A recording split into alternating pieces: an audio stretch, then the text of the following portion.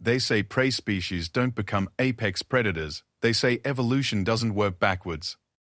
They say a species that cries at sunsets and names their cleaning robots can't possibly be dangerous. The galaxy said a lot of things about humans before the war. Now we don't say much at all. We just remember. And we make damn sure our children remember too. The lecture hall smelled like chlorine and copper. Standard atmosphere for a Verdarthi educational institution. Commander Kreltok stood at the podium, his forearms folded in the ritual position of remembrance, his carapace still bearing the scorch marks he refused to have repaired. 300 young cadets filled the amphitheater seats, their exoskeletons gleaming with youth and inexperience, their mandibles clicking with anticipation. They wanted war stories. They always did.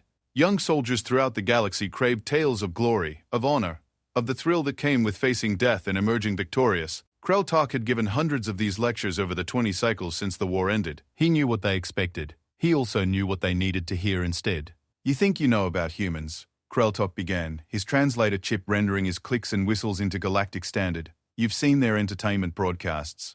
You've heard they cry at fictional stories. You've watched them rescue animals from burning structures and spend enormous resources keeping damaged members of their species alive long past practical utility. You think this makes them weak? A ripple of affirmative clicks moved through the audience. Of course they did. Every species in the Galactic Assembly had thought the same thing when humanity first applied for membership 60 cycles ago. I thought the same thing, Kreltok continued. When the Juntfor Imperium, blessed be the dead, first encountered human colony ships in the Outer Reach, we thought we had found the perfect targets. Soft mammals who wept at poetry, who kept creatures in their homes for no productive purpose, who had debates about the ethics of their own expansion. He paused, letting his mandibles spread in what younger species might mistake for a smile. The Verdarthi knew better. It was the expression of something that had seen too much. I was a squadron leader then. 43 successful conquests across 12 species. I had perfected the art of the initial strike, fast, brutal, overwhelming. Destroy their communications first, then their government centers, then their military installations. By the time a species understood what was happening, we controlled their skies and their fate. Standard procedure. Efficient. Clean. Kreltok activated the holographic display. An image materialized above the podium. A blue and green world, unremarkable except for the geometric patterns of cities visible from orbit. This was Hadley's hope. Human colony. Population 240,000. Mix of civilians and terraforming crews. Intelligence reports indicated minimal defensive capabilities. 3 orbital platforms with outdated weaponry. A small militia force with antiquated kinetic weapons. They had been broadcasting poetry readings and music concerts on open channels. More clicking from the audience. Amusement, contempt. The Imperium sent my squadron because it was supposed to be simple, a demonstration. Show the humans that resistance was futile, that their expansion into Imperium space would not be tolerated. Standard occupation protocol. Disable defenses, land troops, secure compliance. We had done it hundreds of times. Kreltok's claws scraped against the podium, leaving fresh marks in the metal. The first hint that something was wrong came when we destroyed their orbital platforms. We expected panic, desperate pleas for mercy. Instead, we received a single transmission. A human male, appearing to be in his 6th decade of life, sitting at a desk. He was smiling. The hologram shifted, displaying a grainy image of a grey-haired human in simple clothing. His expression was calm, almost serene. He said, "And I have memorized this because it plays in my sleeping cycle still. Thank you for removing our civilian orbital stations. You've saved us the trouble of evacuating them. We've been expecting you for 3 weeks. The children are safe. Everyone who wanted to leave has left. Everyone who remains has made their choice. We'll see you on the ground." Kreltok watched the cadets shift in their seats, confusion replacing amusement. We thought it was bravado, the desperate defiance of a species that didn't understand what was about to happen to them. We proceeded with the landing. 18,000 troops, sufficient to occupy a city of millions, let alone a colony of thousands. We had overwhelming numerical superiority, technological advantage, and tactical position. Every simulation showed complete pacification within 3 planetary rotations. The hologram changed again, showing tactical readouts, troop positions, landing vectors. The first transports touched down in the primary settlement at dawn. Standard procedure, loud, visible, terrifying. Our ships descended in formation, engines screaming, weapons hot, psychological warfare combined with military precision. The humans should have been cowering in their dwellings, preparing to surrender. Kreltok's anterior left arm trembled. It always did when he reached this part. They were waiting for us. Not hiding, waiting. Every human in that colony, from their eldest to their barely adult, standing in the streets. They weren't armed. Not visibly. They just stood there watching our ships land. And they were smiling. The clicking in the audience had stopped. Good. They were beginning to understand. The ground commander, Glory Seeker Thralnex, blessed be the dead, ordered the troops to form up. Standard intimidation formation. We emerged from our transports in full battle armor, weapons charged, ready to demonstrate overwhelming force. The humans didn't move. They didn't run. They didn't even look frightened. They just watched us with those binocular eyes that evolution designed for tracking prey. Kreltok enlarged a section of the holographic display showing human faces, young, old, male, female, different skin tones and facial structures, all wearing the same expression. Thralnex made the tactical error of assuming their calmness indicated submission. He ordered the advance. We moved forward in parade formation, expecting the humans to scatter, to beg, to comply. Instead, they parted, created a corridor through their crowd, like they were inviting us somewhere. The trembling had spread to Kreltok's other arms now. He didn't try to hide it anymore, let them see. We should have withdrawn then. Every instinct, every tactical principle I had learned in 40 years of military service screamed that something was wrong. But pride is universal, apparently. Pride and the certainty that soft species who keep pets cannot be dangerous. We advanced through that human corridor toward their administrative center. The holograms shifted to show building layouts, street maps, the kind of tactical data that seemed so important before everything changed. That's when the human at the desk appeared again. Every display screen in the colony activated simultaneously. Every communications channel. He was sitting in the same position, still smiling. He said, "We gave you a choice. You could have talked. You could have negotiated. You could have turned around. But you chose violence. So now we show you what violence actually means." Kreltok's breathing had accelerated. His translator struggled to keep pace with his rapid clicking. The street beneath Thralnex's command unit exploded. Not a simple explosive. Chemical fire, adhesive. A substance that stuck to armor and burned at temperatures that could melt hull plating. 47 soldiers gone in the first 3 seconds. But that was just the beginning. The cadets sat in absolute silence now. Several had gone pale, their carapaces losing color. The buildings weren't buildings. They were traps. Every structure that lined that corridor had been rigged with explosives, gases, projectile, things I still don't have names for. The humans had gutted their own colony and turned it into a weapon. Every door, every window, every basement became a firing position. And the humans who had been standing so calmly in the streets were suddenly armed with weapons that no intelligence report had indicated they possessed. Kreltok pulled up casualty figures. The numbers scrolled past in cold, clinical precision. We lost 3,000 soldiers in the first hour. Not to a military force, to civilians. To people who spent their days growing food and writing poetry and teaching children, they fought with a precision that suggested extensive training. But intelligence confirmed these were not soldiers. They were farmers, engineers, teachers, artists. Herbie. They had simply decided that they would rather die fighting than live under occupation. The hologram showed thermal imaging from one of the few surviving combat drones, human figures moving through smoke and fire, coordinating with hand signals, using tactics that would have impressed any professional military force. But the tactics weren't what broke us. Every species fights when cornered. What destroyed my squadron, what destroyed the Imperium's confidence, was the why. We intercepted their communications during the battle. They weren't fighting for territory or resources or political ideology. Do you know what they were saying to each other? Kreltok let the question hang in the recycled air. They were apologizing to each other for what they were about to do, for the violence they had chosen. One human, a female who had just destroyed an entire platoon with a homemade explosive device, was crying as she reloaded her weapon. She was crying and saying, I'm sorry, over and over. Not to us, to herself, to some internal moral code that she was violating by killing us. Several cadets had begun unconsciously backing toward the exits. That's when I understood. Humans aren't warriors who pretend to be peaceful. They're genuinely peaceful beings who are capable of unimaginable violence when they choose to be. The crying, the empathy, the artistic sensitivity, it's all real. And it makes them more dangerous than any predator species in the galaxy because they know exactly what they're doing. They understand the cost, and they do it anyway. Kreltok deactivated part of his translator, letting his natural clicking fill the hall for a moment. The sound of mandibles scraping in the old war cant, the morning rhythm for fallen enemies who had earned respect. We held position for 6 hours, lost 12,000 soldiers. The humans lost 8,000. The ratio should have been reversed. We had superior equipment, training, numbers. But humans fight differently. They don't fight to win. They fight to make you regret starting. Every human we killed cost us 3 soldiers because they booby-trapped their own bodies. Because they used their last moments to take as many of us with them as possible. Because they had calculated, down to the individual level, exactly how much their death could cost us. The holographic display showed a new image. The colony from orbit, 6 hours into the battle.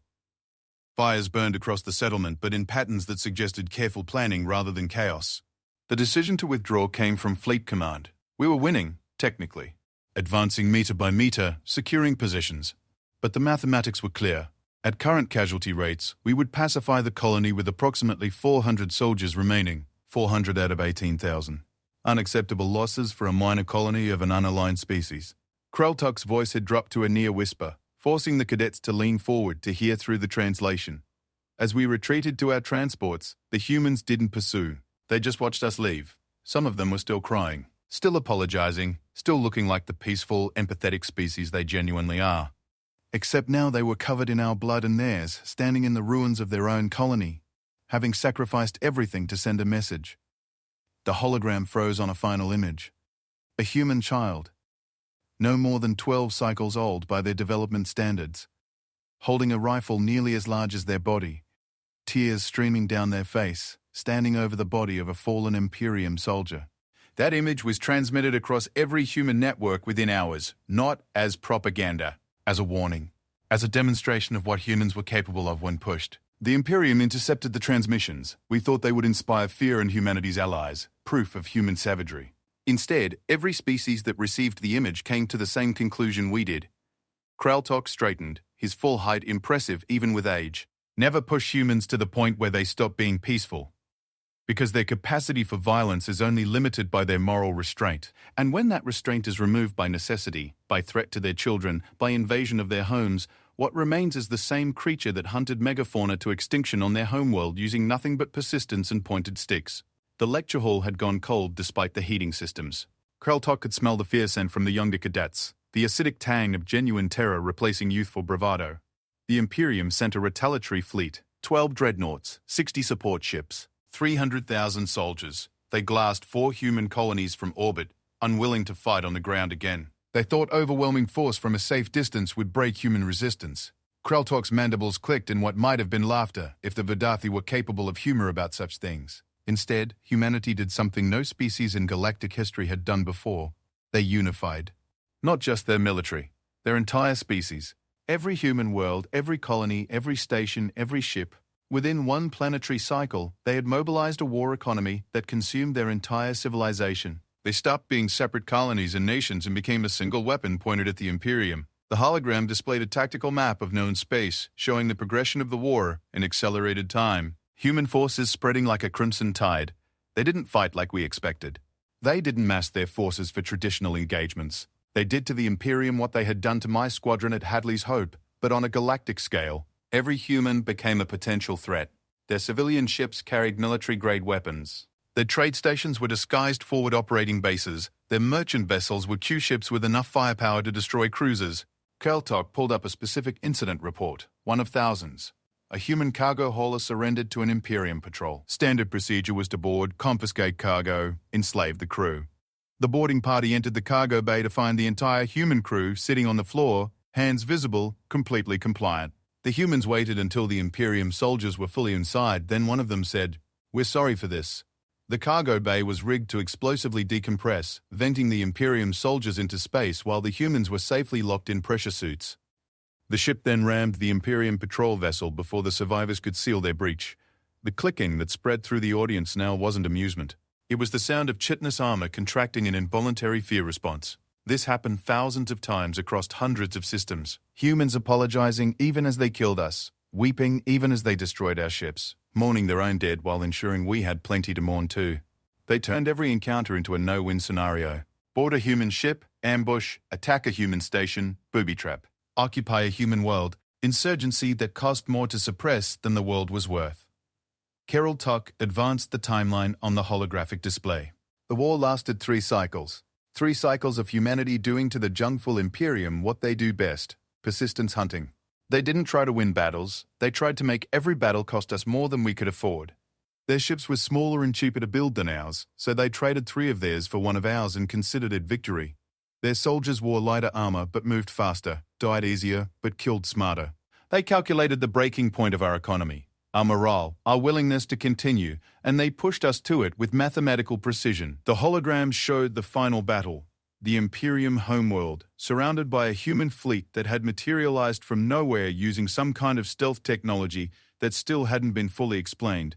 The Imperium Supreme Council expected the humans to glass our homeworld.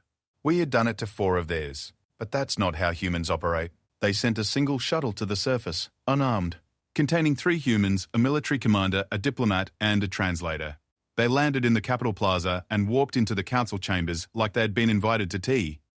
Kreltok's translator carried the weight of old memory, of standing in those chambers as a junior officer, of seeing 3 beings who should have been terrified instead looking around with genuine curiosity and interest. The military commander spoke first. I remember every word. We can destroy you. Right now. Your fleet is disabled. Your orbital defenses are offline. Your military command is scattered. We have the capability to end your species. But we won't. Do you know why?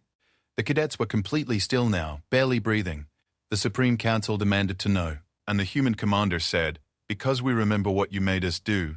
We remember every human who died because you invaded our homes. We remember the children we taught to fight. We remember the artists who became soldiers. We remember who we had to become to survive you. And we will not let you make us into killers ever again. So instead, you're going to surrender. You're going to stand trial for war crimes. You're going to dismantle your empire. And then you're going to join the galactic community as equals rather than conquerors. Because that's the future where we get to go back to being the species that cries at sunsets. Kreltok let the silence stretch, let the weight of those words settle on chitin and carapace. The Imperium surrendered that day, not because we were defeated, though we were, because the humans offered us something more terrifying than destruction, mercy we didn't deserve. They showed us the same thing they had shown at Hadley's Hope, the same thing they had shown across 3 cycles of brutal warfare. They fight when they must, but they would rather not. And that preference for peace, that genuine reluctance to do violence, makes them the most dangerous species in known space. The lecture hall's environmental systems struggle to process the fear scent now thick in the air. I tell you this not to frighten you, though you should be frightened. I tell you this because you need to understand what humanity represents. They are proof that the deadliest predators are not the ones who enjoy the hunt. They are the ones who hunt because they must, who kill because there is no other choice, who fight with tears in their eyes and apologies on their lips. Kreltok gestured to the scorch marks on his carapace, never repaired, never hidden. I wear these as a reminder. Of the day I learned that prey species don't stay prey if you push them hard enough. Of the day I watched farmers and artists become warriors who made my professional soldiers look like children playing at war. Of the day I realized that the galaxy's most dangerous question is not, what are you willing to die for, but what are you willing to become to protect what you love? The holographic display shifted one final time, showing current images of Hadley's Hope. The colony rebuilt, parks where battles had raged. A memorial listing names of both human and Imperium dead, carved into black stone that reflected the light of the system's sun. Humans rebuilt that colony. They invited survivors from my squadron to attend the dedication of the memorial. Some accepted. I was one of them. Do you know what the humans did when we arrived? Kreltok's mandibles spread again in that expression that wasn't quite a smile. They welcomed us, fed us, thanked us for coming, took us to that memorial, and showed us that our dead were remembered alongside theirs. And then, one by one, they apologized for killing us, for the necessity of violence, for the fact that we had pushed them to become something they didn't want to be. Several cadets had begun the unconscious rocking motion that indicated severe psychological distress. That is humanity, a species that will destroy you if you threaten their children, then apologize to your corpse for having to do it. A species that turned an entire colony into a death trap, suffered horrific casualties, lost thousands of their own, and then built a memorial to honor the enemy who tried to enslave them. Kreltok deactivated the holographic display, leaving only his scarred form at the podium. The Galactic Assembly made humanity a founding member of the new Confederacy after the war, not because we pitied them, not because we feared them, though we do, but because we need them. Because in a galaxy full of species that either can't fight or won't stop fighting, humanity represents the balance. They are the species that knows how to destroy but chooses not to. The species that can become monsters but refuses to stay that way. The lecture hall felt smaller now. The walls closer, the ceiling lower. I give this lecture 3 times per cycle, to cadets like you who think they understand warfare, who think they know what combat means, who think the galaxy operates on principles of strength and weakness that can be quantified and exploited. And every time, I see the same thing I'm seeing now. The moment when theoretical warfare becomes real, when you understand that the universe contains beings who will smile at you while dying, apologize while killing you, and mourn you even though you tried to destroy them, Kreltok began the ritual closing, all 4 arms spreading in the gesture of witnessing. Remember Hadley's hope. Remember that 18,000 soldiers couldn't pacify 200,000 civilians. Remember that the gentlest species in the galaxy broke the greatest empire known space had ever seen. And remember, most importantly, that humans are only truly dangerous when you make them stop being peaceful. The cadets sat frozen as Kreltok turned to leave the podium. He had made it 3 steps before the first mandible click of acknowledgement, then another, then a wave of them, the formal recognition that a truth had been witnessed and would be remembered. Kreltok didn't turn back. He never did. Let them sit with it. Let them understand what their instructors had been trying to tell them all along. That the galaxy was more complicated than strong and weak, predator and prey, warrior and civilian. Let them learn, as he had learned, that the most dangerous being in the universe is the one who fights only when there is no other choice, because that being will do whatever is necessary, and then apologize to your memory for having done it. They sought friendly forces. What came was a Deathworlder battle armada, HFY Sci-Fi.